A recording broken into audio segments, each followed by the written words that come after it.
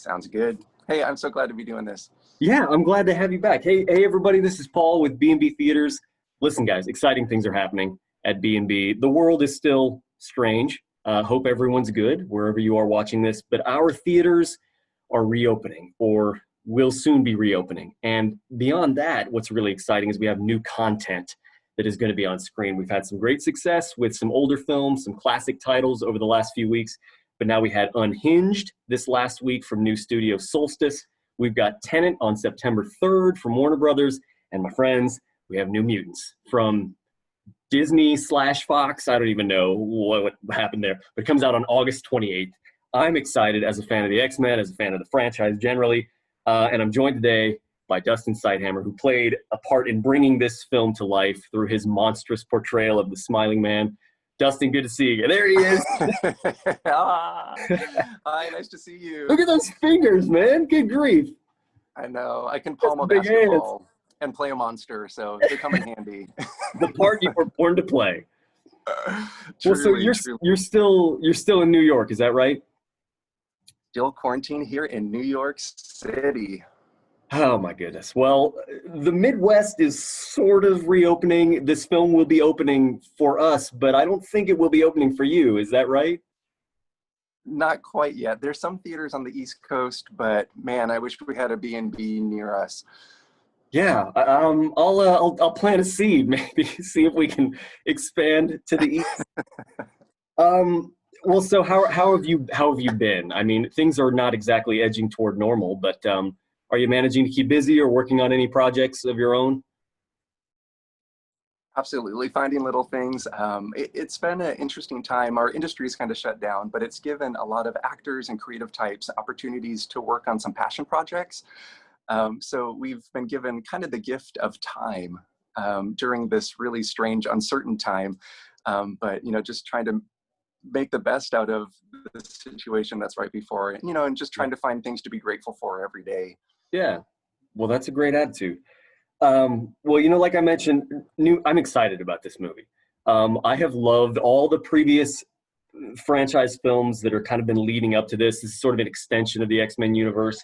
But this film has been delayed for weird reasons. There were some reshoots. There was the Disney thing. There was the coronavirus. None of this had anything to do with conventional situations, but it must be really exciting for you to see this film finally released at theaters where it belongs.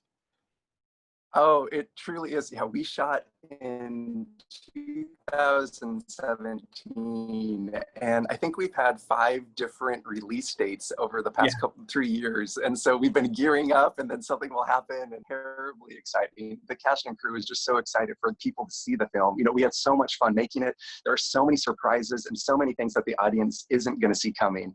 And we've been dying, holding in all of our secrets. And so we're super excited, to finally be able to talk about it and kind of geek out with all the fans over a division of the Marvel universe. You've been zip-lipped for 3 years. So, I mean, I know we still have a few days until it hits theaters, but you play, of course, the SMILEY MAN, who is this terrifying, sharp-toothed monster creature. But it's sort of only half you, and then they kind of finished your character with computer effects, like CGI.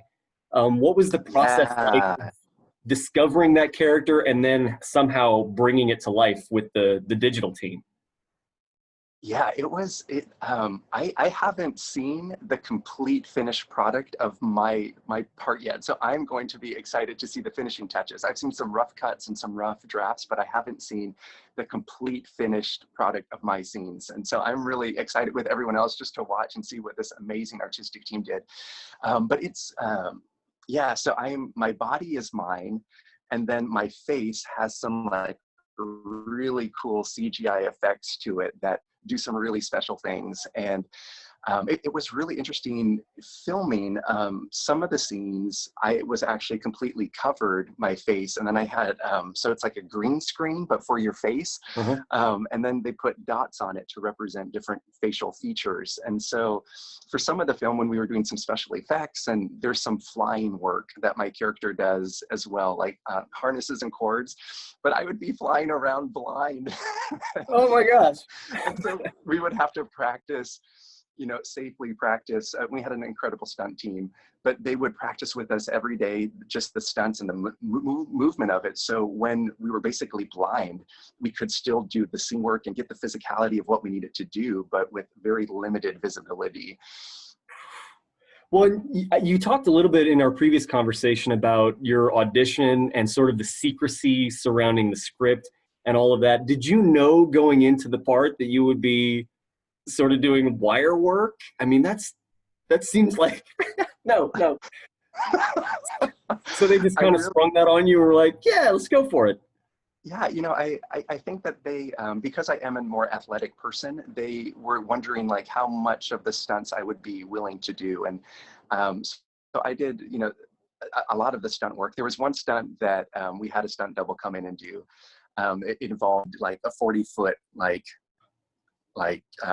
they basically are pulling you backwards into like collapse on a table for like 40 feet. So yeah. I was like, I'm okay not doing that one. We'll leave that to the like true professionals. Sure. And so, but yeah, but I really wanted to do as much as I could just because I love learning new things. And so our stunt coordinator, was incredible, and so I just wanted to like learn from him. And so they really strapped me up to those harnesses and they put me through the paces, and it was really exciting. I hung out with the on set. I hung out with the stunt crew a lot, just fitness days where we were doing like physical fitness and calisthenics in between takes, and they were a really fun group of people. Yeah, I watch like some YouTube videos with those kinds of guys. They seem just like super down to earth, but then when it's time to go, man, they turn it on. It's pretty amazing what they can do. Yeah, Walter Garcia is the stunt coordinator, and he's a mastermind. Like when you watch these action sequences, he's the one who like really coordinates, where the camera should be to see this punch, and how he's incredible. Yeah. He's really he's an up and coming. You'll see him a lot in the future. Like he's so good at what he does.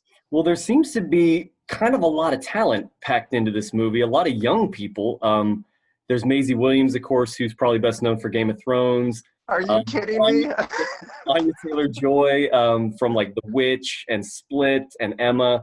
I mean, these are people who are, maybe I'm getting old, I don't know. They seem young, but like polished professionals. What was the vibe kind of like on set working with this great team of people? Yeah, Maisie and Anna, Charlie Heaton, he's from like Stranger Things, and then Blue Hunt this is kind of more one of her debuts, but she's really delightful too. And Henry Zaga, but the five kind of core cast, they are just like troopers. I mean, they had to do all this, like they did a lot of stunt work, the memorization, of course. They have to play themselves, their characters, but then they're also playing mutants. And so there's a lot of homework that has to be done. And it's a lot of pressure in these scenes, but they are so fun on and off screen. Like we just had the best time.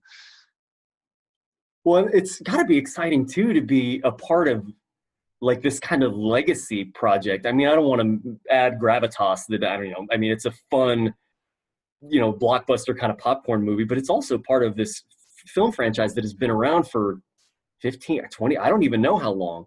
Like, was there sort of that sense of like, okay, like let's make something special here and something important because of the films that have come before? Absolutely. Yeah, we are in a long line of, it's a legacy that has been built before us. And I think all of us recognized the privilege of getting to bring these characters to life and just to play in this, Marvel Cinematic Universe that we were like becoming, like we were branded along, like we could be on lunchboxes, like I don't know if kids still have lunchboxes, but if they do, we could be on lunchboxes. Well, yeah, I'm not sure that a Smiling Man lunchbox is something that kids going to want to carry around, but maybe that's probably would have been right up my alley when I was a kid. It could be a Halloween thing, maybe Smiling Men for Halloween. What are some, I can only imagine some of the great sort of off-camera shenanigans and antics that maybe take place when people get together and you're playing with these great toys and these great characters. Is there any sort of memory that kind of stands out as just this, great fun thing that happened as a byproduct of shooting the film? there are so many like fun behind the scene things. You know, everyone is like such a professional, and yet they really want to have fun too. You know, they're long days. You can be shooting for 16, 18 hours sometimes, and it's a long day. And so, you know, every once in a while, someone just like kind of snaps and just has like fun. But one of the funniest things that happened, there's a scene where my character is sneaking up behind one of the main characters. And we had done it several times just from different angles to get the right reaction. And we were doing it over and over and over again. And then in one of the takes, just as we had set up, and the lead actor, his back is turned away from me. And the director, Josh Boone, also the writer of the film, came and like tapped me on the shoulder, and he said like, step out. And then he became my character. Okay. And so then when the lead turned around, the director was like, ah! Scaring him. And that just, everyone like busted up because everyone could see what was happening except the lead actor. Right. So it was a really fun surprise. Yeah, that's got to be important too, to restore a little levity to a hectic, busy set, I'm sure. Yeah, Josh Boone was so great setting a pace of like, hey, we're doing this really cool thing. You know, we're working really hard. We're going to work hard, but we're also going to have a lot of fun as we're building this. Like, he really set the pace, and I'd work with him any day. Like, he's such a cool director to work for. Yeah, that sounds like a great approach. Well, like I said, man, we are so excited. B&B is kind of ramping up again. It's so refreshing too to get new movies on screen, and we're thrilled that this is one that we kind of get to break out with. Why is this, in your mind, a film that needs to be seen on a big screen in a theater? Oh my goodness, I haven't been to a theater maybe since February. Yeah. So I am so excited to just smell the popcorn, to walk into those doors. But I think this film, Molly Hughes is the production designer, and a lot of people might not know her name, but she's the woman who's responsible for like 10 years of her life. She brought Harry Potter to life visually. She was the production designer for all the Harry Potter films. Her work is exquisite. Like, so she designs every set piece, every prop, she has her hands on the costuming, and she is a mastermind, like genius of bringing worlds to life, to bring like a new universe really to life. And I can't wait to see her work. I got to see it close up and I was in awe, but I can't wait to see it like on the big screen. But more than that too, there's a lot of supernatural elements in this film. There, special effects and kind of like sci-fi things, and it's very mysterious. And I think that is going to be such like, it's going to blow your mind to see that on a big screen. We've gotten accustomed, the past couple months watching everything on our home theaters and devices. And I think stepping into a theater and seeing just these supernatural things unfolding on this huge screen is going to be like such a delight. Well, yeah, and you're a larger than life fella yourself. We shouldn't be watching you on something like this. we need a big screen. Well, Dustin, thank you. Is there anything, I know that you're sort of in a lull like the rest of us right now, but anything you kind of want to plug for yourself, or anything you're working on or posting that our B&B guests can maybe check out while they're cruising the interwebs? I'm working on a film adaptation of my musical that was produced here in New York, Revelation the Musical. That's so exciting. Congratulations. Yeah, so we are working, we've like storyboarded it all, and we are, just translating like how to take this stage thing and put it into a feature film. So I've had a couple meetings in the past couple months, and we've been brainstorming with a lot of creatives of making a game plan to make that happen. So yeah, revelationthemusical.com, and I'm that Dapper D on Instagram. I'm always up to something crazy, or just trying to bide my time. So right.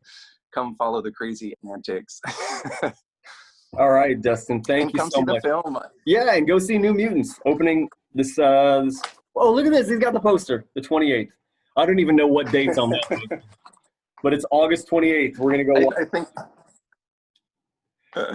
I'm super excited. Thank you, B&B, for doing this. I'm so excited to come, and I'm so excited for people to come to your theaters and see the show. All right. Thank you, Dustin. We appreciate you.